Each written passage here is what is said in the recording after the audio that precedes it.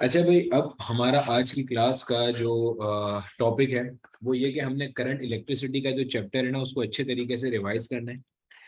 उसमें तमाम कॉन्सेप्ट्स को देखना है कि कौन कौन से कॉन्सेप्ट्स हैं इसके अंदर, और थोड़ा सा ओवरव्यू लेना है कि इसमें से कैसे कैसे क्वेश्चंस बन सकते हैं। ठीक है। करंट इलेक्ट्रिसिटी देखो भाई, सबसे पहले हमारे पास जो है ना वो चार्ज हमारे पास दो तरह का है। ठीक है। या तो चार्ज आपके पास पॉजिटिव होगा या चार्ज आपके पास नेगेटिव होगा। अच्छा, एक तो होता है आपके पास किसी भी बॉडी के ऊपर नेचुरली चार्ज एग्जिस्ट करता है, जैसे इलेक्ट्रॉन है, पॉजिट्रॉन है, प्रोटॉन है, they are naturally occurring charges. इसी तरह से कोई आपकी जो बॉडी है जो स्टार्ट में न्यूट्रल है, मान लो एक कोई बॉडी है स्टार्ट में न्यूट्रल है, जैसे कोई एटम है वो न्यूट्रल होता है, या कोई मेटल का पीस है वो न्यूट्रल है। न्यूट्रल का मतलब सिर्फ ये होता है कि इसके पास जितने नंबर ऑफ प्रोटॉन्स हैं उतने ही नंबर ऑफ इलेक्ट्रॉन्स होंगे। तो ये जो बॉडी है जो न्यूट्रल है ये भी चार्ज बॉडी में कन्वर्ट हो सकती है। कैसे कन्वर्ट होगी? या तो ये इलेक्ट्रॉन लूज करेगी या ये इलेक्ट्रॉन गेन करेगी। अगर ये इलेक्ट्रॉन लूज करती है बॉडी, अल्टीमेटली इस पे चार्ज कैसा आ जाएगा? पॉजिटिव आ जाएगा, जो हमने इलेक्ट्रोस्टैटिक्स में भी बात की थी। इसी तरह से अगर ये बॉडी इलेक्ट्रॉन गेन करती है तो ये कैसी हो जाएगी? तो ये नेगेटिवली चार्ज हो जाएगी। और जो भी कोई चार्ज होता है, जो अगर मिसाल के तौर पे हम किसी बॉडी की बात करते हैं कि यार एक कोई बॉडी है वो बॉडी चार्ज हुई बाय गेनिंग और लूजिंग द इलेक्ट्रॉन, जब हम इस तरह की बात करते हैं ना कि कोई भी बॉडी चार्ज हो रही है, तो हमें ये पता है वो बॉडी चार्ज कैसे होगी, वो या तो इलेक्ट्रॉन गेन करेगी या इलेक्ट्रॉन लूज करेगी। ठीक है। तो अगर कोई बॉडी इलेक्ट्रॉन गेन या लूज करती है तो हमें एक चीज समझ में आती है कि इलेक्ट्रॉन जो बॉडी गेन या लूज करेगी वो हमेशा इंटीजर फॉर्म में करेगी। मतलब या तो वो एक इलेक्ट्रॉन गेन करेगी, या दो इलेक्ट्रॉन गेन करेगी, या तीन इलेक्ट्रॉन करेगी, ऐसे ही है ना। मतलब इंटीजर फॉर्म में होगा। यानी कि किसी भी बॉडी के ऊपर जो टोटल चार्ज एग्जिस्ट कर सकता है, क्यू टोटल जो किसी बॉडी पे हो सकता है, that is n times of e. N से मुराद है नंबर ऑफ इलेक्ट्रॉन्स, ई से मुराद हमारे पास होता है इलेक्ट्रॉनिक चार्ज। इस फिनोमेना को हम कहते हैं क्वांटाइजेशन ऑफ चार्ज। क्या कहते हैं इसको हम? इसको हम कहते हैं quantization of charge. Quantization of charge से सिंपल इतनी मुराद होती है कि किसी भी बॉडी के ऊपर ना ऐसा नहीं हो सकता कि कोई भी चार्ज एग्जिस्ट करना शुरू हो जाए, जिस चार्ज का दिल करे वो मुंह उठा के बॉडी पे एग्जिस्ट कर रहा हो। It is not like that. होता क्या है कि हर बॉडी पे जो चार्ज होता है ना वो एक बेसिक पैकेट का मल्टीपल होता है। मतलब या तो ई के बराबर होगा चार्ज, ई का मतलब होता है 1.6 पावर माइनस 19 कूलम्स। ठीक है। मतलब जाहिर है इलेक्ट्रॉन का चार्ज होता है, नेगेटिव साइन लगाते हैं हम लोग इसके साथ। ये जो है ना हमारे पास होता है फंडामेंटल चार्ज, इसको हम बेसिक चार्ज कहते हैं। मतलब कम से कम इतना चार्ज किसी बॉडी पे एग्जिस्ट करना ही करना चाहिए, क्योंकि देखो अगर कोई बॉडी इलेक्ट्रॉन गेन या लूज करेगी तो वो कम से कम कितना हो सकता है? एक हो सकता है। तो ये कम से कम चार्ज है बॉडी पे हो सकता है। उसके बाद क्या हो सकता है? दो हो सकते हैं, तीन हो सकते हैं। अल्टीमेटली करते करते अगर आप इसको जनरलाइज कर दोगे तो it will be n e. यानी कि टोटल चार्ज जो कि बॉडी पे एग्जिस्ट कर सकता है that will be equal to n times the electronic charge. अब इसका सवाल पूछ सकता है एग्जामिनर आपसे, मिसाल के तौर पे एक बॉडी ने 5 इलेक्ट्रॉन गेन करे या 5 इलेक्ट्रॉन लूज करे। हम जनरलाइज कर देते हैं कि मान लो 5 इलेक्ट्रॉन की ट्रांजैक्शन हुई। ट्रांजैक्शन में दोनों चीजें हो सकती हैं, हो सकता है लूज की हो सकता है गेन की हो। बताओ बॉडी ने कितना चार्ज डेवलप किया? बिल्कुल सिंपल सा क्वेश्चन है, इंतहाई बकरी सा क्वेश्चन है। आप इसको सिंप्लीफाई कर लोगे, Q will be equal to n multiply by E। E से मुराद है इलेक्ट्रॉनिक चार्ज, यानी कि 1.6 पावर माइनस 19 कूलम। करा आंसर आता है 8 multiply by 10 to the power minus 19 coulombs. ये बॉडी के ऊपर डेवलप होने वाला क्या है? चार्ज है।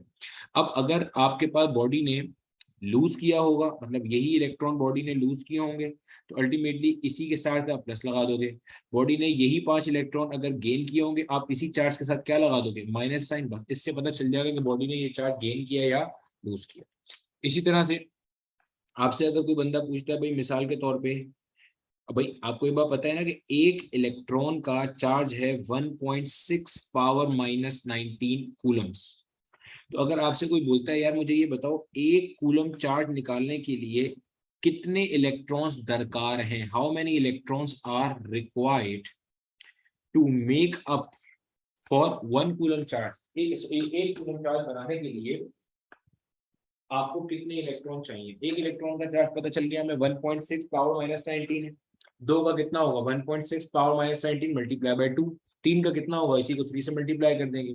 अब आपसे ये कह रहा क्या है, बोला भाई बताओ 1 कूलम चार्ज में कितने इलेक्ट्रॉन आ सकते हैं, या कितने इलेक्ट्रॉन मुझे चाहिए 1 कूलम चार्ज बनाने के लिए। आपने बोला यार मसला ही कोई नहीं है, आपने बोला Q इक्वल्स एन ई होता है, आपने Q की जगह पे 1 लिखा, N आपको चाहिए, इस 1.6 पावर माइनस 19 को आपने लिखा एज इट इज। अब इसको सिंप्लीफाई कर लेंगे, 1 डिवाइडेड बाय 1.6 पावर माइनस 19 को मैं लिख सकता हूँ 16 इंटू 10 की पावर माइनस 20। 1.6 को मैंने डेसिमल को राइट साइड पे ले गया तो 16 इंटू 10 की पावर माइनस 1 हो गया, 10 की पावर माइनस 1 और माइनस 19 कितना हो गया, माइनस का 20, इतने चाहिए होंगे। अब इसको सिंप्लीफाई भी कर सकते हो आप, सिंप्लीफाई करना है 10 पावर माइनस 20 को ऊपर ले जाओ, ये बन जाएगा 10 की पावर 2 मल्टीप्लाई बाय 10 की पावर 18 डिवाइडेड बाय 16, ठीक हो गया। अब ये हो गया 100 डिवाइडेड बाय 16 मल्टीप्लाई बाय 10 की पावर 18। सिंप्लीफाई कर लो, कैलकुलेटर अलाउ है अगर आपको तो बहुत ही अच्छी बात है, नहीं अलाउ तो ऐसे कर सकते हो। 16 5 जा होता है 80, 16 6 जा होता है 96। अब 100 में से 96 निकालेंगे तो क्या बचेगा, 4 बचेगा।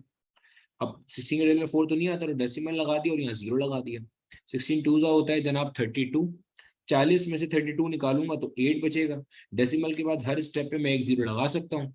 16 5 का क्या होता है 80 होता है, यानी कि answer comes out to be 6.25 into 10 raise to the power 18, यानी कि इतने इलेक्ट्रॉन चाहिए 1 कूलम चार्ज बनाने के वास्ते। These number of electrons are required, ठीक हो गया।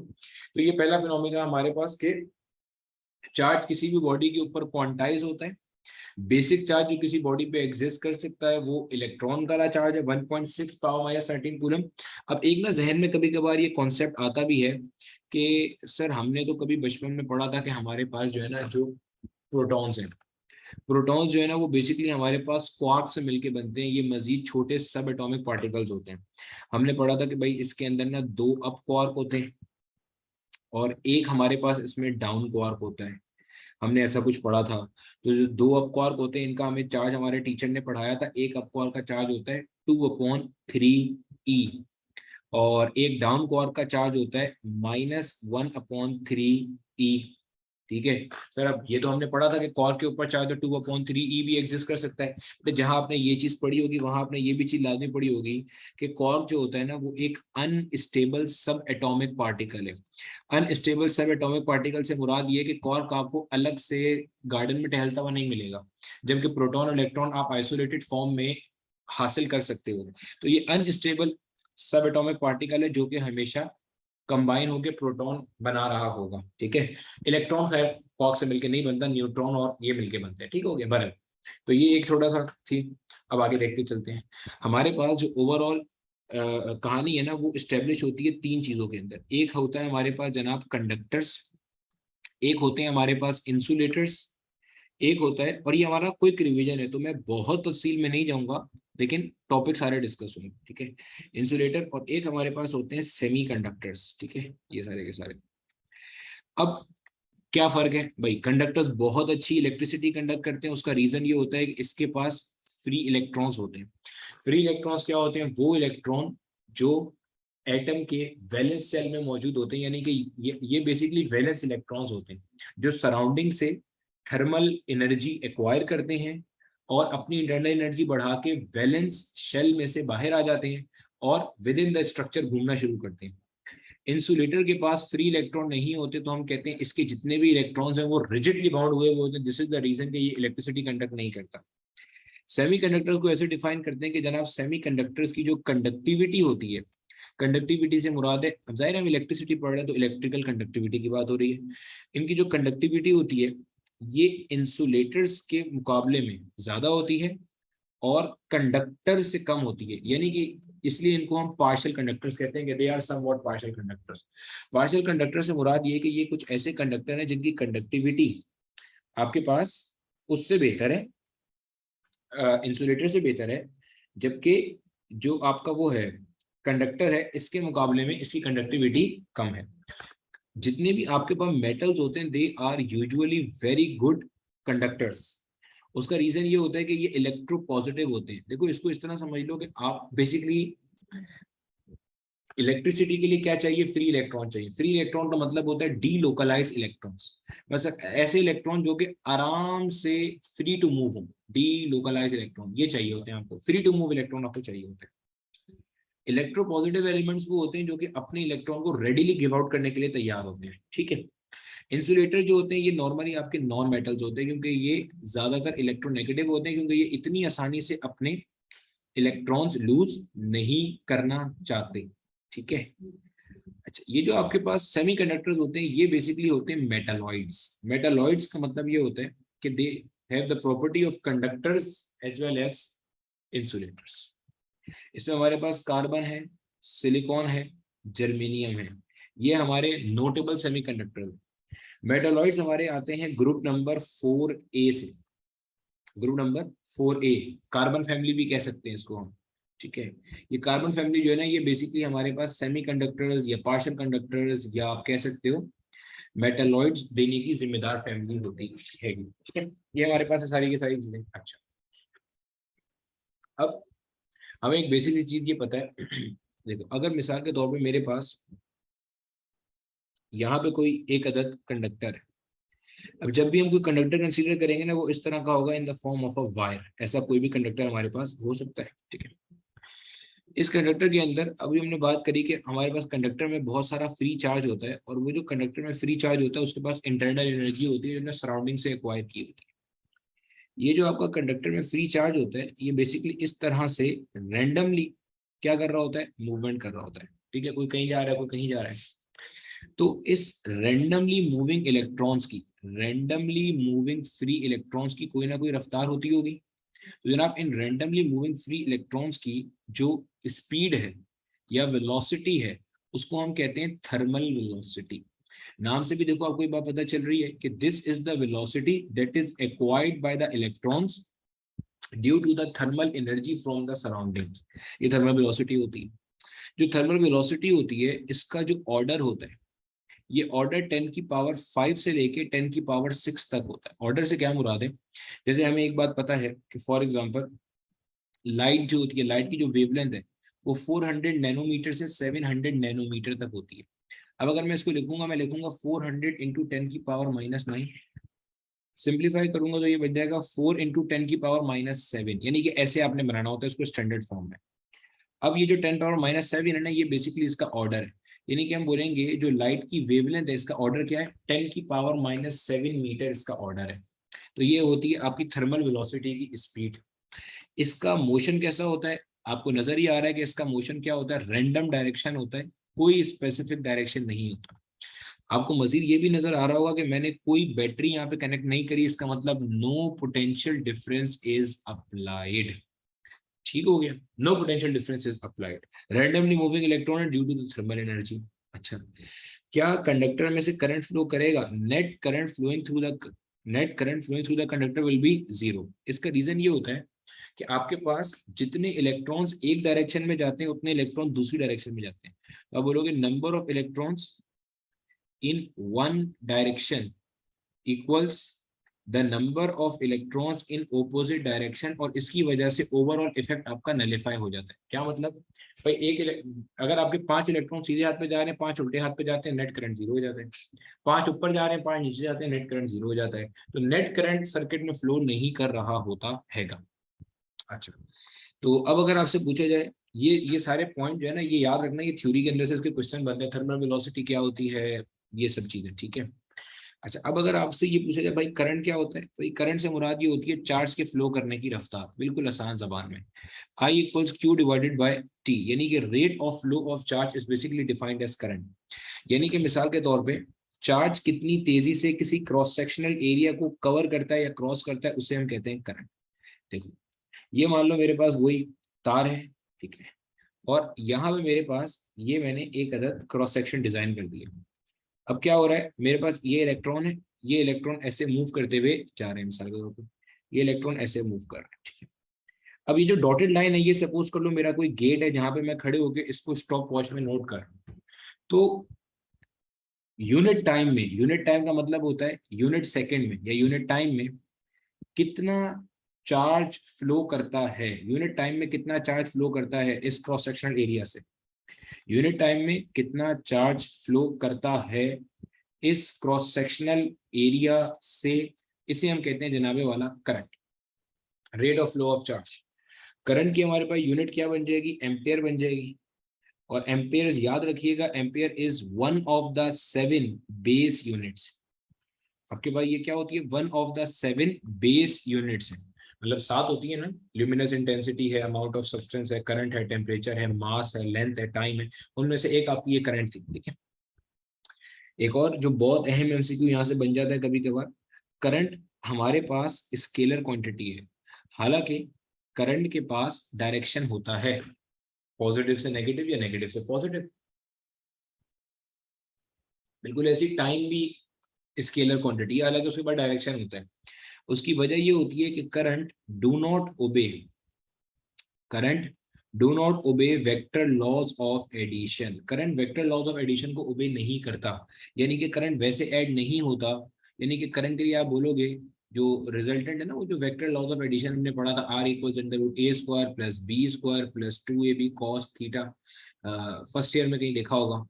तो करंट इस तरह से ऐड नहीं होता सर, तो फिर करंट कैसे होता है, करंट 2 + 2 = 4 की तरह ऐड होता है, 2 + 2 = 4। यानी कि करंट, अगर आप पूछे करंट क्या शो करता है, तो करंट जनाब स्केलर एडिशन शो करता है। In place of vector laws of addition current is simply added, ठीक है, with the help of arithmetic rules of algebra. तो करंट ऐसे ऐड हो रहा होता है, इसलिए हम करंट को स्केलर काउंट करते हैं। ठीक हो गया। अच्छा आगे देखो अब जरा।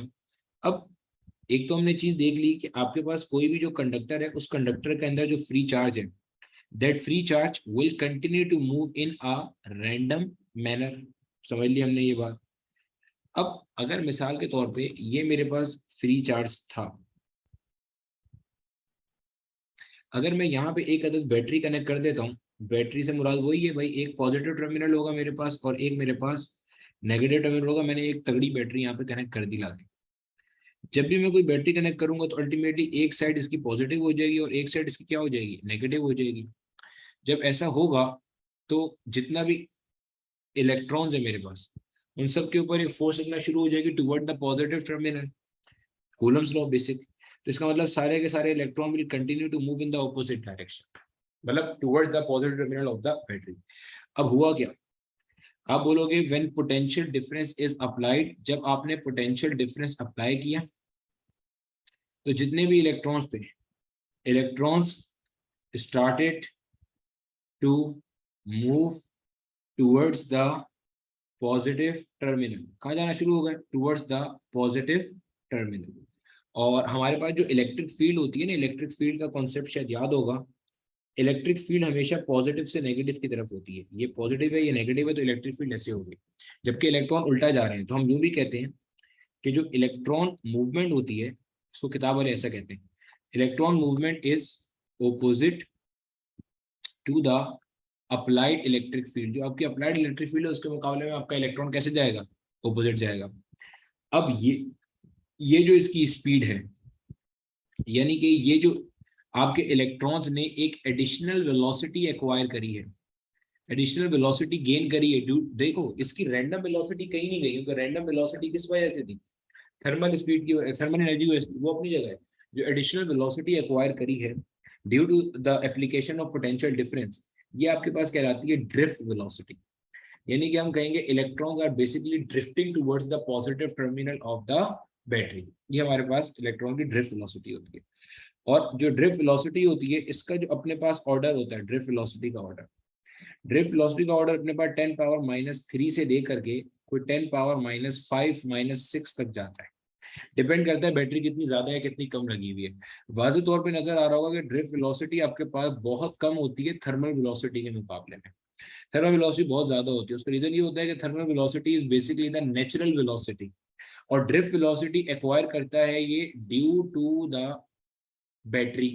तो बैटरी की वजह से जो वेलोसिटी उसने एक्वायर करी होगी, अल्टीमेटली वो इतनी ज्यादा कभी भी नहीं हो सकती कि वो इलेक्ट्रॉन की नेचुरल वेलोसिटी का मुकाबला कर सके। हाँ, लेकिन ये है कि ड्रिफ्ट वेलोसिटी जो होती है वो एक डेफिनेट डायरेक्शन में होती है। ड्रिफ्ट वेलोसिटी का एक डेफिनेट डायरेक्शन होता हैगा, और वो डेफिनेट डायरेक्शन कहाँ होता है, from negative to the positive terminal of the battery, towards the positive terminal of the battery होता है। ड्रिफ्ट वेलोसिटी को कैलकुलेट करने की जो हमारे पास इक्वेशन होती है that is I equals we ना, ये इक्वेशन होती है। आई से मुराद करंट, वी से मुराद ड्रिफ्ट वेलोसिटी, ई से मुराद इलेक्ट्रॉनिक चार्ज, ये जो एन होता है ये कहलाती है आपके पास number density of the material, या इसको हम charge density of the material भी कहते हैं। नंबर डेंसिटी का मतलब होता है number of electrons per unit volume. For example कहा हुआ है 5 इंटू 10 की पावर 24, यानी कि 5 इंटू 10 की power 24 number of free electrons are available per metre cube. और ए से मुराद क्या हो गया, cross sectional area. Cross sectional area किसी भी इस कंडक्टर का हम कैसे निकाल सकते हैं, मैं सामने से देखने पे ये कहता सर्कल नजर आएगा। जब ये सर्कल नजर आएगा तो सर्कल का जो क्रॉस सेक्शनल एरिया होता है that is given by pi r square. ठीक हो। इसी तरह से जनाबे वाला हमारे पास जो है ना करंट की कुछ टाइप्स होती हैं, उनको भी जरा देख लो। करंट की हमारे पास ना दो टाइप्स है। एक हमारे पास होता है जनाब कन्वेंशनल करंट, एक हमारे पास होता है इलेक्ट्रॉनिक करंट। ठीक है। जो कन्वेंशनल करंट होता है ये होता है due to the flow of holes, electronic current होता है due to the flow of electrons. Electrons flow करते हैं from negative to positive, holes flow करते हैं फ्रॉम पॉजिटिव टू नेगेटिव। और in actual they both are same current, ये एक ही चीज के दो नाम है। कैसे भाई, देखो अगर मिसाल के तौर पे मेरे पास ये इलेक्ट्रॉन है, ये इलेक्ट्रॉन है और ये एक खाली जगह है जिसको मैं होल कह रहा हूँ। अब जब ये इलेक्ट्रॉन यहाँ आ जाएगा तो अल्टीमेटली जगह ऐसी हो जाएगी, ये इलेक्ट्रॉन हो जाएगा होल, ये हो जाएगा, ये वाला इलेक्ट्रॉन अपनी जगह रहा। अब इसी चीज को देखने के देखो दो तरीके। जब आपका इलेक्ट्रॉन राइट साइड पे आया, जब आपका इलेक्ट्रॉन एक कदम राइट साइड पे आया, तो एट द सेम टाइम जो आपका होल था ये एक कदम कहाँ आ गया, लेफ्ट पे आ गया। तो हम यही तो कह रहे हैं conventional current and electronic current are basically two same currents. आपके पास इलेक्ट्रॉन्स जितने स्टेप राइट साइड पे जाएगा, होल्स उतने स्टेप लेफ्ट पे आएगा एंड वाइस वर्सा।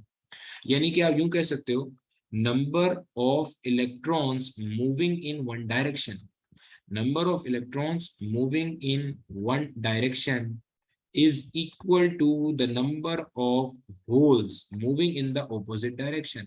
ये बराबर है नंबर ऑफ होल्स के that are moving in the opposite direction। ठीक है जनाब, ये हमारे पास कुछ बेसिक्स थी इसकी। अब हम इसके बाद स्टार्ट करेंगे जो हमारा एक बेसिक सा लॉ है जिसे ये गवर्न करता है, that is the Ohm's law.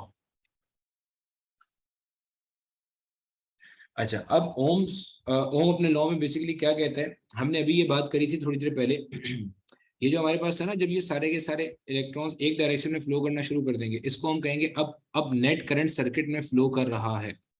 अब हम कहेंगे हाँ यार net current is flowing in the circuit, net current आपके पास सर्किट के अंदर फ्लो कर रहा है। ठीक है। अब जरा देखते हैं हमारे पास जो है ना ओम अपने लॉ में क्या कहता है। देखो भाई, ये कहता है कि जनाब I is directly proportional to V, यानी कि जितना ज्यादा पोटेंशियल डिफरेंस अप्लाई करोगे अल्टीमेटली उतना ज्यादा करंट सर्किट में फ्लो करेगा। ठीक है। जब हम इसको सिंप्लीफाई करते हैं, यहाँ पे हमारे पास कांस्टेंट आता है 1/r, देन ये v आता है, ये इधर जाएगा, अल्टीमेटली ये बनता है v इक्वल्स आई आर। यानी कि ये कहता है आप पोटेंशियल डिफरेंस बढ़ाओगे तो जो करंट सर्किट में से फ्लो कर रहा है वो भी क्या होगा, बढ़ेगा। लेकिन कुछ चीजों का ख्याल करना है। क्या, provided that R remains constant, R remains constant, यानी कि जो रेजिस्टेंस है this should remain constant at every temperature. Resistance हमेशा कैसी रहनी चाहिए जनाब, कांस्टेंट रहनी चाहिए। दिस इज ठीक है। करंट की यूनिट तुम्हें पता है एम्पेयर होती है, वी की यूनिट हमारे पास क्या होती है, वोल्ट्स होती है। ये जो आर है, आर से मुराद होती है रेजिस्टेंस। रेजिस्टेंस इज बेसिकली कोई भी हिंड्रेंस जो चार्ज को मूव करते वक्त फेस करनी पड़ रही है। चार्ज मूव करते वक्त जो भी हिंड्रेंस फेस कर रहा होता है उसको हम कहते हैं कि ये बेसिकली हमारे पास क्या है, ये हमारे पास है रेजिस्टेंस। ठीक है। तो आर की यूनिट क्या है, आर की यूनिट हमारे पास ओम्स है, सिंपल। ठीक है। और आर कोई भी रेजिस्टेंस है। जब चार्ज ए पॉइंट से बी पॉइंट की तरफ जा रहा है तो रास्ते में जो जो प्रॉब्लम इसे फेस करना पड़ रही है वो सारी की सारी हमारे पास क्या कहला रही होती है जनाब, वो सब की सब हमारे पास कहला रही होती है हिंड्रेंसेस। ठीक हो गया, v equals I times of r। अच्छा, यहाँ पे एक चीज और, i और v का रिलेशन अगर आप देखोगे ना तो i और v का रिलेशन हमारे पास एक अदद, ये v है ये i है। अगर आपसे बोला जाए ना ओम्स लॉ का ग्राफ कैसा होता है, तो i और v का रिलेशन आपको नजर आ रहा है, ग्राफ कैसा होगा, एक अदद स्ट्रेट लाइन ग्राफ होगा। अगर मुझे इसका स्लोप कैलकुलेट करना है, स्लोप कैसे निकालते हैं, y वाली क्वांटिटी डिवाइडेड बाय x वाली क्वांटिटी। तो I अपॉन v अगर आप कैलकुलेट करोगे, यहीं से देख लो, ये v यहाँ मल्टीप्लाई और दूसरी जगह क्या हो जाएगा, डिवाइड हो जाएगा, यानी कि I upon v will be equal to 1 divided by r। और ये 1 अपॉन r जो होती है बेसिकली कंडक्टेंस होती है। कंडक्टेंस क्या होती है जनाब, रेसिप्रोकल ऑफ रेजिस्टेंस। इसकी यूनिट हमारे पास एक तो होती है ओहम इनवर्स, ओम उसकी थी, इसकी ओम इनवर्स हो गई। एक हमारे पास होती है इसकी मोह, एक हमारे पास होती है इसकी सीमेंस, या इसको हम साइमेंस भी कह सकते हैं। देखो जो जो चीजें रेजिस्टेंस क्रिएट करेंगी उसको रेसिप्रोकेट कर दोगे, रेसिप्रोकल कर दोगे, तो अल्टीमेटली वही कुछ आपका क्या इसमें कन्वर्ट हो जाएगा, कंडक्टर्स में कन्वर्ट हो जाएगा। ठीक है, अच्छा अब हमारे पास देखते चलो, एक हमारे पास होता है ओमिक कंडक्टर। ओमिक कंडक्टर वो होता है जो बेसिकली ओम्स लॉ को फॉलो करता है हर हाल में। यानी कि आप ये कह सकते हो कि इसकी जो रेजिस्टेंस है ना वो कैसी होती है, रेजिस्टेंस बहुत कांस्टेंट होती है, मतलब चेंज नहीं होती, बहुत नेग्लिजिबल चेंज आता है। इसके अल्फा की वैल्यू बहुत बहुत छोटी होती है। अभी अल्फा समझते हैं क्या होता है। जो आपका नॉन ओमिक कंडक्टर होता है ना, नॉन ओमिक कंडक्टर आपके पास बेसिकली वो कंडक्टर होता है जिसका रेजिस्टेंस जो है ना वो वेरिएबल होता है। यानी कि टेम्परेचर के बढ़ाने से इसका जो रेजिस्टेंस है वो बढ़ता भी है और रेजिस्टेंस जो है वो कम भी होता है। अच्छा अब देखते चलो, हमारे पास एक होता है मेटल, एक हमारे पास होता है मेटलॉइड्स। ठीक है, मेटलॉइड्स को हम लोग सेमीकंडक्टर्स भी कह सकते हैं। ठीक है, जो हमारा मेटल होता है ना, मेटल के लिए आर और टी का रिलेशन डायरेक्ट होता है, मेटलॉइड्स के लिए आर और टी का रिलेशन होता है इनवर्स। मतलब समझना, अगर आप देखो आपके पास ना टेम्परेचर के बढ़ाने से रेजिस्टेंस मेटल्स में कैसे बढ़ती है। ये सपोज करो मेरे पास एक कंडक्टर है। अब होता क्या है, इस कंडक्टर के अंदर जब एक चार्ज आपका प्लेट ए से प्लेट बी की तरफ आता है, यानी कि एक प्लेट से किसी दूसरी प्लेट की तरफ आता है, तो रास्ते में क्या होता है, इस एक इलेक्ट्रॉन के अलावा जाहिर है और भी तो इलेक्ट्रॉन्स होंगे जो कि रैंडमली मूव कर रहे होंगे। ऐसे ही ना, अभी पढ़ा था हमने, कोई ऐसे जा रहा होगा, कोई यहाँ जा रहा होगा, कोई यहाँ जा रहा होगा, कोई यूं जा रहा होगा, ऐसे ही। अल्टीमेटली ये जो आपका इलेक्ट्रॉन है, ये इलेक्ट्रॉन इन सबसे टकराएगा। जब ये कोलिजन्स करेगा, तो कोलिजन्स करने की वजह से हमारे पास क्या होगा, एनर्जी लूज हो रही होगी। जब ये एनर्जी लूज हो रही होगी तो इसकी वजह से हम ये कहते हैं कि ये रेजिस्टेंस फेस कर रहा है। अब जब आप टेम्परेचर इंक्रीज करोगे तो जो इलेक्ट्रॉन्स है इनका जो रैंडम मोशन है वो मजीद बढ़ जाएगा, स्पीड बढ़ जाएगी। तो जो ग्रीन इलेक्ट्रॉन है जो पहले ए प्लेट से बी प्लेट तक जा रहा था और पहले वो कम टकराता था, अब जो उसके नंबर ऑफ टकराव है, या आप कह सकते हैं जो नंबर ऑफ कोलिजन्स हैं, वो भी बेसिकली क्या होंगे, बढ़ जाएंगे। तो हम कहेंगे ऑटोमेटिकली रेजिस्टेंस भी क्या हो गई, बढ़ गई। ये सब केस होता है मेटल्स के अंदर। मेटालॉइड्स में उल्टा होता है, उसके अंदर बॉन्ड ब्रेक होना शुरू हो जाते हैं। ठीक है, बॉन्ड बने हुए होते हैं सिलिकॉन और बाकी सबके, जर्मेनियम और बाकी सबके। जब आप टेम्परेचर बढ़ाते हो बॉन्ड एनर्जी मीट होती है, अल्टीमेटली बॉन्ड क्या होता है आपका, ब्रेक हो जाता है। ठीक है, तो ये होता है। अब इसके अंदर आपके पास जो है ना वो अल्फा होता है पॉजिटिव, और इसमें होता है अल्फा आपका नेगेटिव। अल्फा क्या होता है, अल्फा आपके पास होता है जनाब temperature coefficient of resistance. Alpha ये बताता है कि किसी भी मटेरियल का टेम्परेचर अगर आपने 1 डिग्री सेल्सियस बढ़ाया, किसी भी मटेरियल का टेम्परेचर अगर आपने 1 डिग्री सेल्सियस बढ़ाया, तो उसकी रेजिस्टेंस में कितना चेंज आएगा, वो अल्फा है। अल्फा के पॉजिटिव होने का मतलब ये कि टेम्परेचर बढ़ाया तो रेजिस्टेंस भी प्लस में जा रही है, बढ़ रही है। अल्फा के नेगेटिव होने का मतलब ये कि टेम्परेचर 1 डिग्री सेल्सियस बढ़ा तो रेजिस्टेंस नेगेटिव में जा रही है। अब ओमिक कंडक्टर्स को ओमिक इसलिए कहते हैं कि उनकी रेजिस्टेंस कांस्टेंट रहती है। इसमें कौन कौन सी मिसालें आती हैं, इसमें मिसालें आती हैं आपकी कॉन्स्टेंटन की, जो एलॉयज होते हैं बेसिकली आपके, कॉन्स्टेंटन होता है, इसी तरह आपका निक्रोम होता है, इसी तरह आपका मैंगेनिन होता है। मैंगेनिन आपकी सिंध बोर्ड वालों की जो किताब है ना, पेज नंबर 91, उसके अंदर इनकी वो भी दी हुई है, कंपोजिशन भी दी हुई है, वो एक बार खोल के देख लेना लाजमी। पेज नंबर 91 पे कॉन्स्टेंटन है, निक्रोन है या मैंगेनिन है। ये बेसिकली आपके पास ओमिक कंडक्टर्स हैं, क्योंकि इनके अल्फा की वैल्यू आप देखोगे नेग्लिजिबल है, ना होने के बराबर है, बहुत कम है। तो टेम्परेचर बहुत ज्यादा बढ़ेगा तब तो चेंज होगा, अदरवाइज चेंज ही नहीं होगा। ठीक है, यानी कि रेजिस्टेंस ऑलमोस्ट कांस्टेंट। मेटल्स में आर टी पे डिपेंड करता है डायरेक्टली, मेटलॉइड्स में इन्वर्स होता है। अब अक्सर जब हम लोग पढ़ते हैं ना, तो हम अक्सर हमें एक जुमला ये सुनने को मिलता है कि जो मेटल्स हैं हमारे, they are basically ohmic conductors.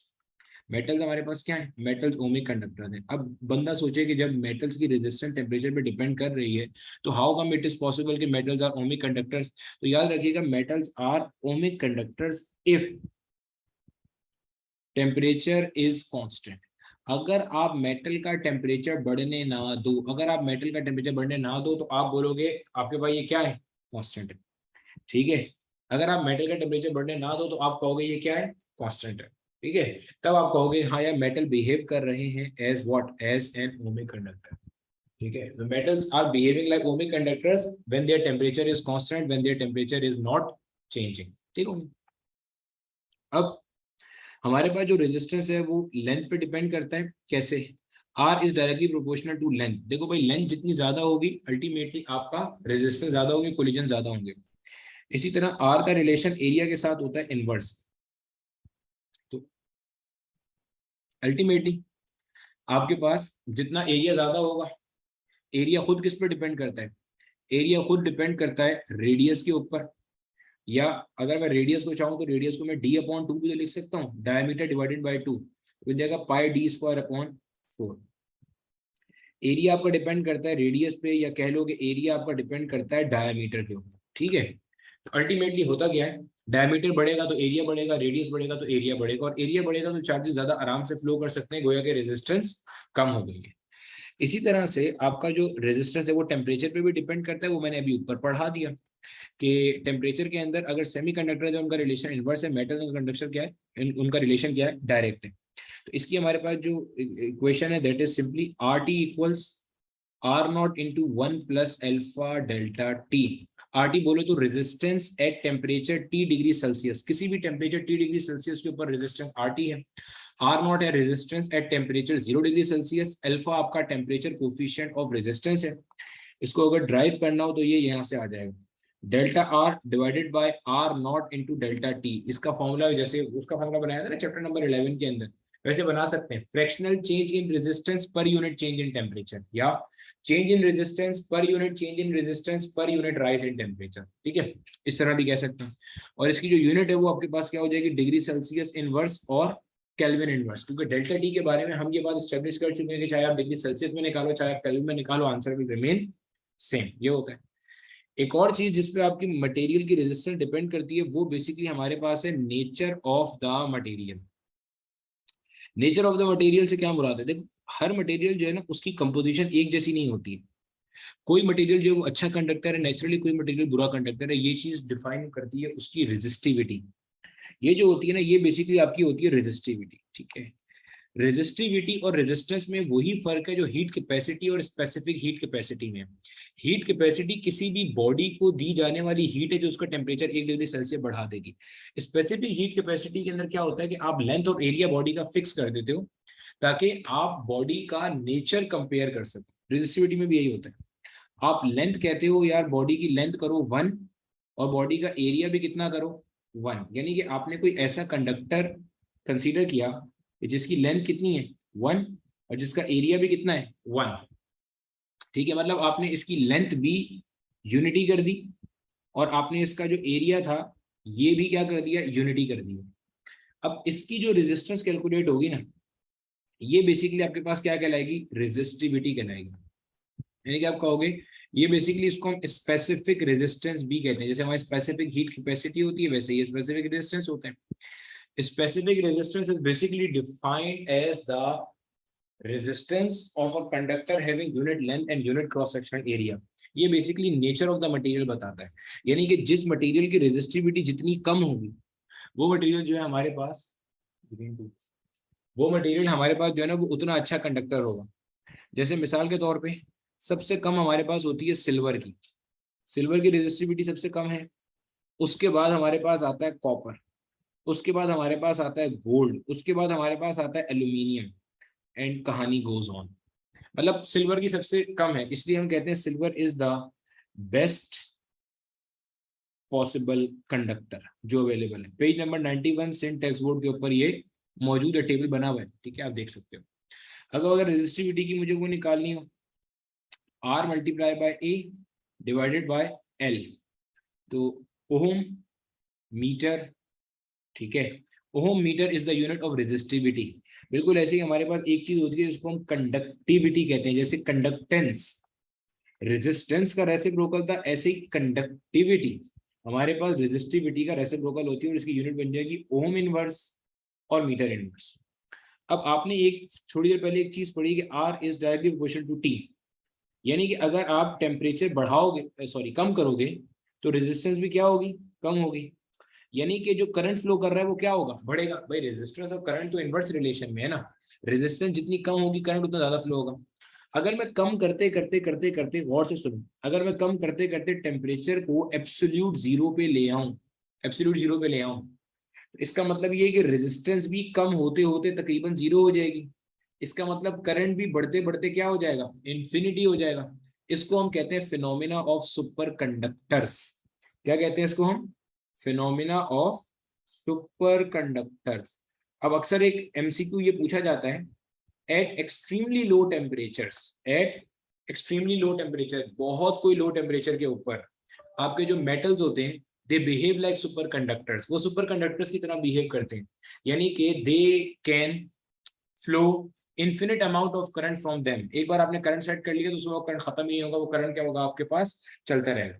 तो दिस वाज रेजिस्टेंस। रेजिस्टेंस की जो भी कहानी थी इसके अंदर से भी न्यूमेरिकल्स पूछता है। अब ये जो रेजिस्टेंस है, इस रेजिस्टेंस को सर्किट में कनेक्ट करने के हमारे पास दो तरीके हैं। या तो आप इसे सीरीज में कनेक्ट करते हो, वैसे एक और भी होता है ब्रिज सर्किट भी होता है। या तो आप इसे सीरीज में कनेक्ट करते हो या पैरेलल में। ब्रिज सर्किट वो वाला होता है वो जो व्हीट स्टोन ब्रिज में देखा होता है। सीरीज का मतलब ये ऐसे, सीरीज के अंदर सिंपल ये पहचान है कि आपके पास करंट के पास गुजरने का एक ही रास्ता होगा, करंट के पास बहुत सारे नहीं है, पाथ एक ही है। अभी देखते हैं बारी बारी। जो ये है आपके पास पैरेलल के अंदर आप इसको ऐसे बना सकते हो,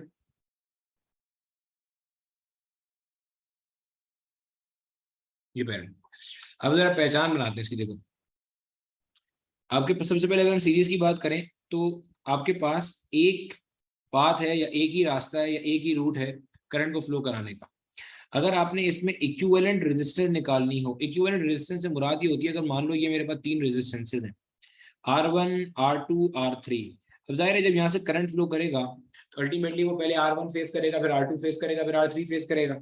R1 के अक्रॉस पोटेंशियल ड्रॉप करेगा, R2 के अक्रॉस कुछ करेगा, R3 के अक्रॉस पोटेंशियल कुछ ड्रॉप करेगा। तो आर इक्विवेलेंट से ये मुराद होती है कि आपने क्या करा, आपने वो तमाम रेजिस्टेंसेस को हटाया और एक रेजिस्टेंस लगा दी आर इक्विवेलेंट के नाम से। ये अकेली रेजिस्टेंस वही कह लो कि रेजिस्टेंस ऑफर कर रही होगी जो ये सारी की सारी मिलकर कर रही थी, या यूं कह लो कि ये अकेली उतना वोल्टेज ड्रॉप करेगी जितने की वो सारे के सारे मिलकर वोल्टेज ड्रॉप करा रहे थे। ये formula to calculate the equivalent resistance in series circuit, simple add कर दो उसे। इसी तरह से जो आपका करंट जो है अगर पैरेलल के अंदर है तो उसके पास मल्टीपल पाथवेज है फ्लो करने के लिए। भाई बहुत सारे रास्ते हैं ना नजर आ रहे हैं, multiple paths are available for the current to flow. Current यहाँ भी जाएगा, करंट यहाँ भी जाएगा, करंट यहाँ भी जाएगा। अब इसमें अगर इक्विवेलेंट निकालना है तो this is 1/RE equals 1/R1 plus 1/R2 up till 1/RN, ऐसे चलेगा। इसी तरह अगर मुझे मेरे पास दो रजिस्टर्स हैं और वो पैरेलल में कनेक्ट हुए हैं, two resistors are connected in parallel. अगर मुझे इनका इक्विवेलेंट निकालना है this will be 1/R equivalent equals 1/R1 plus 1/R2। अगर मैं इनको क्रॉस मल्टीप्लाई करूं 1/R equivalent will be equal to R1 plus R2 divided by R1 into R2। अगर मैं दोनों साइड्स को रेसिप्रोकेट करता हूं तो R equivalent will be equal to R1 into R2 divided by R1 plus R2। यही चीज हमने कैपेसिटर्स के अंदर सीरीज में पढ़ी थी, ठीक है। अब यहाँ पे मिसाल के तौर पे एक सवाल लेते हैं, उससे एक और बात समझते हैं। मान लो मेरे पास एक है 3 ओम का, एक है 6 ओम का रजिस्टर। अगर मैं इसे सीरीज में सॉल्व करता हूँ, सीरीज में सीधा जमा करना होता है, क्या आंसर आएगा, 9 ओम्स आएगा। अगर मैं इसी को पैरेलल में सॉल्व करता हूँ, पैरेलल में क्या है R1 into R2 divided by R1 plus R2, 6 3 18, 18/9, ठीक है। क्या आ रहा है 2। सीरीज में आप देखो जो आंसर आ रहा है आपका वो 3 और 6 से बड़ा आ रहा है, यानी कि सीरीज रेजिस्टेंस मैक्सिमा जनरेट करती है जबकि पैरेलल रेजिस्टेंस मिनिमा जनरेट करती है। यानी कि पैरेलल में आप जब कभी भी कनेक्ट करोगे रेजिस्टर को, इसका मतलब आपको कम से कम रेजिस्टेंस मिलेगी पैरेलल में। सीरीज में आप जब भी कनेक्ट करोगे आपको ज्यादा से ज्यादा रेजिस्टेंस मिल रही होगी। तो ये हमारा सर्किट में कनेक्ट करने का तरीका था सीरीज के अंदर या पैरेलल के अंदर, ठीक है। अब इसी तरह से हमें एक बेसिक बात ये पता है कि जब कभी भी होता क्या है, मान लो एक मेरे पास कोई भी, ये मेरे पास कोई भी एक रेजिस्टर एलिमेंट है, ठीक है। अब अगर यहाँ से मेरे पास चार्ज फ्लो करता है, करंट फ्लो करता है, जब वो रेजिस्टेंस को फेस करेगा, तो in order to overcome the resistance work has to be done. तो वो जो वर्क डन करेगा, चार्ज आगे जाने वक्त जो वर्क डन करेगा, वो वर्क डन किसी ना किसी एनर्जी की फॉर्म में कन्वर्ट होगा as per the law of conservation of energy. तो वो किस फॉर्म में कन्वर्ट होता है? हीट की फॉर्म में कन्वर्ट होता है। यानी कि जब कभी भी चार्ज किसी रेजिस्टेंस को ओवरकम करने की कोशिश करता है, तो होता क्या है? Work has to be done, काम करना पड़ता है। वो काम किस में कन्वर्ट होता है? हीट की फॉर्म। तो जूल्स लॉ बेसिकली यही बात कहता है कि जब भी करंट फ्लो करेगा किसी रेजिस्टिव एलिमेंट से, तो ultimately work has to be done, वो हीट की फॉर्म में जाएगा। इसको हम ऐसे एच या ई से शो करते हैं, ये बराबर है वी आई टी के। वी से मुराद वोल्टेज है, आई से मुराद करंट है, टी से मुराद टाइम है। अगर मैं v equals I into R यहाँ पे यूज करूंगा, v equals I into R करूंगा, तो ये बन जाएगा I square R into T. Similarly अगर मैं आई की जगह पे v अपॉन आर कर दूं, this will be v square upon R multiply by T. इस तरह से आ जाएगा आई स्क्वायर आर टी या v square upon R into T. इसी तरह से हमारे पास एक फिनोमिना आता है जनाब पावर डिसिपेशन का। पावर डिसिपेशन हमारे पास क्या होती है? क्या एनर्जी यूनिट टाइम में कंज्यूम हो रही है, एनर्जी यूनिट पर यूनिट टाइम। तो वी आई टी को टाइम से डिवाइड करूंगा, वी आई मिल जाएगा। आई स्क्वायर आर टी को डिवाइड करूंगा, आई स्क्वायर आर मिल जाएगा। V square upon R into T को डिवाइड करूंगा तो वी स्क्वायर अपॉन आर मिल जाएगा। अब ये सारे के सारे फॉर्मूले कब कौन सा यूज करना है? देखो, ये जो हमारा पावर का फॉर्मूला है आई स्क्वायर आर, ये पावर का फॉर्मूला है ना आई स्क्वायर आर, ये हम लोग हमेशा यूज करेंगे सीरीज सर्किट में, क्योंकि सीरीज सर्किट में करंट आपके पास कैसा होता है? सेम होता है। तो पावर और रेजिस्टेंस का रिलेशन होता है डायरेक्ट, याद रखिएगा ये चीज। P equal V square upon R वाला फॉर्मूला आप हमेशा यूज करोगे पैरेलल के अंदर, और पैरेलल के अंदर पावर और रेजिस्टेंस का रिलेशन होता है इनवर्स। ये दो पॉइंट अलग से बताए मैंने, इसको लिख लेना कहीं पर। पावर और रेजिस्टेंस का रिलेशन डायरेक्ट होता है सीरीज में, इनवर्स होता है किसमें? पैरेलल के। ये था हमारे पास जनाबे वाला इसका बेसिक तरीका। अब इसी तरीके से अगर हम देखें, यहाँ पे हमारे पास एक यूनिट होता है किलोवाट आर। एक किलोवाट आर में हमारे पास होता है 3.6 की पावर 6 जूल्स, 1 किलोवाट आर। ये जो किलोवाट आर होता है, ये बेसिकली हमारे पास commercial unit of electrical energy है। Kilowatt hour is basically the commercial unit of electrical energy. भाई आपके पास जो घरों में बिल आता है ना, वो बिल जो हमने मेजर करना होता है, वो मतलब मिसाल के तौर पे घर में बिल आया ना, यार आपने इस महीने 300 यूनिट्स कंज्यूम करें। 300 यूनिट्स के कंज्यूम करने से मुराद ये है कि आपने 300 किलोवाट आर की बिजली खर्च करी। 1 किलोवाट आर की बिजली तब खर्च होती है अगर आप 1 किलोवाट वाली कोई डिवाइस, 1 किलोवाट वाली कोई डिवाइस आप यूज करो 1 आवर के लिए। 1 किलोवाट वाली कोई डिवाइस आप 1 आवर के लिए यूज करोगे, तो आपके पास 1 किलोवाट आर एनर्जी कंज्यूम हो जाएगी, यानी कि आपका एक यूनिट जल जाएगा। ठीक है, इसके जो जब भी सवाल आए ना करने के लिए, किलोवाट आर मालूम करने के लिए, तो फॉर्मूला याद रखना, E equals power multiply by time. यहीं से आएगी, टी यहाँ डिवाइड होगा तो वहां जाके मल्टीप्लाई हो जाएगा। तो E equal power multiply by time. बस पावर को आपने किस में रखना है? पावर को आपने रखना है, पावर को आपने रखना है किलोवाट में। टाइम को आपने किसमें रखना है? टाइम को आपने रखना है जनाब आवर्स के अंदर। ठीक है, पावर को आपने उसमें रखना है और उसको आपने रखना है उसके अंदर। ठीक है, इस तरह से करेंगे तो अल्टीमेटली हमारा मसला ये हल हो जाएगा। ये किलोवाट आवर, ठीक हो गया। अच्छा, अब इसी तरह से हमारे पास जो है ना, एक और फिनोमेना होता है charging and discharging of a battery का। इसको भी देख लो जरा। Charging and discharging of a battery के अंदर बेसिकली हमारे पास क्या होता है?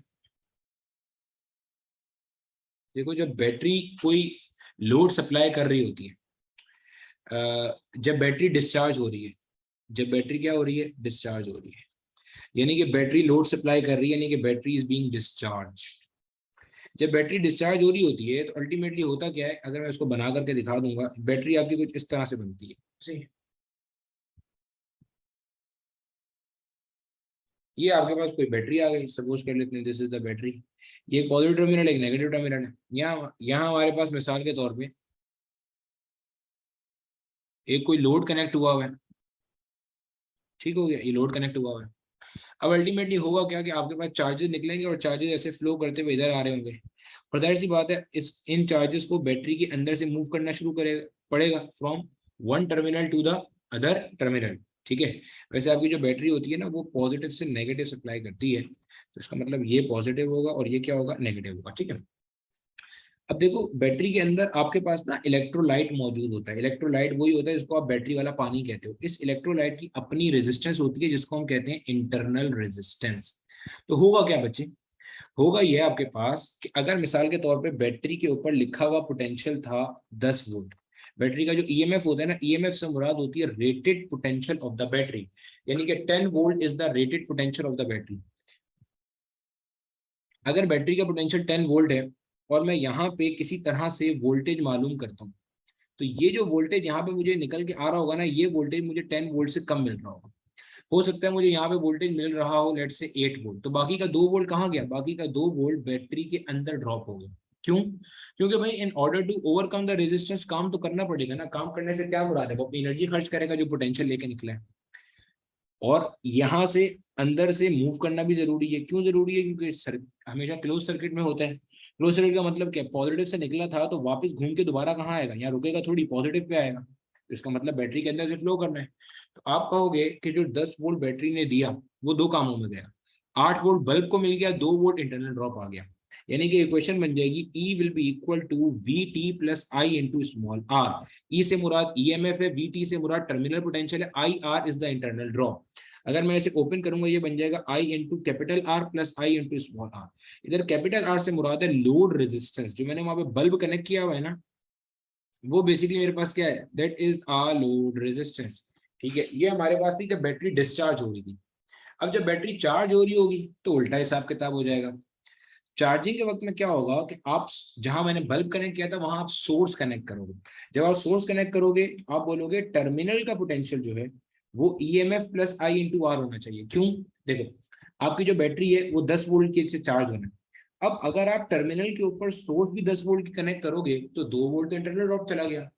भाई ये वो बैटरी है जिसे आपने चार्ज करना है, जिसे चार्ज करना है 10 वोल्ट की बैटरी। अब अगर आप चार्ज करने के लिए बैटरी भी 10 वोल्ट की लगाते हो और इसे चार्ज होना है वो भी 10 वोल्ट की है, तो कभी भी पूरा चार्ज नहीं होगी, तो 2 वोल्ट इंटरनल ड्रॉप चला जाएगा। हाँ, अगर आप 12 वोल्ट की बैटरी लगाते हो, ये बैटरी चार्ज कर रही है, यानी कि दिस इज द सोर्स जो कि चार्ज कर, अल्टीमेटली 12 वोल्ट टूटेगा दो हिस्सों में, 2 वोल्ट और 10 वोल्ट। 10 वोल्ट जो आपकी पुरानी बैटरी है चार्ज हो रही है और 2 वोल्ट उसका क्या है, इंटरनल ड्रॉप।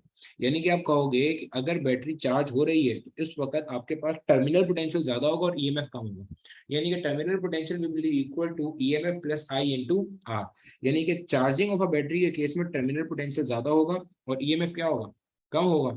जबकि डिस्चार्जिंग ऑफ अ बैटरी के केस के अंदर आपके पास टर्मिनल पोटेंशियल कम होगा, जो बैटरी प्रोवाइड कर रही है वो कम होगा और जो बैटरी का अपना एक्चुअल पोटेंशियल है वो कैसा होगा, ज्यादा होगा। ये हमारे पास जनाब करंट इलेक्ट्रिसिटी के मोटे मोटे कॉन्सेप्ट्स थे। उम्मीद है यहाँ तक सारी कहानी अच्छे से क्लियर हो गई होगी। बता दो हाँ या